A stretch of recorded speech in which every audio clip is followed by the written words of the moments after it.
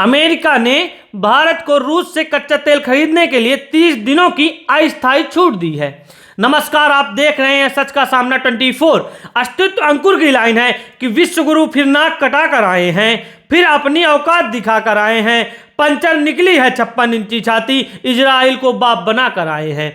भारत को आज़ाद हुए 78 साल पूरे हो चुके हैं, लेकिन 78 साल की आज़ादी के बाद अमेरिका का वित्त मंत्री स्कॉट बेसेंट बोलता है कि हम भारत को रूस से कच्चा तेल खरीदने के लिए 30 दिनों की अस्थायी छूट दे रहे हैं, जैसे कोई हुक्मरान अपने अधीन राज्य को फरमान दे रहा हो। ये बात सुनने में कितनी अपमानजनक है कि एक स्वतंत्र देश को कोई छूट दे। देश के यशस्वी प्रधानमंत्री इसका जवाब देने की बजाय चुप्पी साधे हुए हैं। देश पूछ रहा है, क्या यही है विश्वगुरु भारत, या फिर एप्स्टीन फाइल के दबाव में राष्ट्रीय स्वाभिमान गिरवी रख दिया गया है? क्या इससे हमारी संप्रभुता और अखंडता का हनन नहीं होता? यह तो सीधे तौर पर एक स्वतंत्र देश का अपमान है। क्या मतलब रह जाता है ऐसी स्वतंत्रता का जब हमें दूसरे देशों की बातों का अनुसरण करना पड़े और देश की जनता उन निर्णयों की वजह से महंगाई की मार झेले?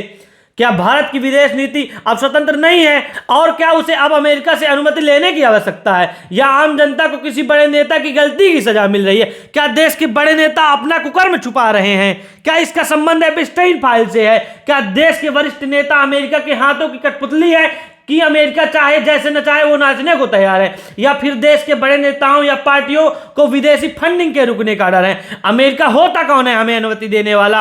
अगर हमारे देश को रूस से कच्चा तेल सस्ते दामों में मिल रहा है तो हम अमेरिका से महंगा तेल लेने को मजबूर क्यों हैं? क्या देश के बड़े नेताओं को यह नहीं पता कि आम जनता पहले ही महंगाई की मार झेल रही है?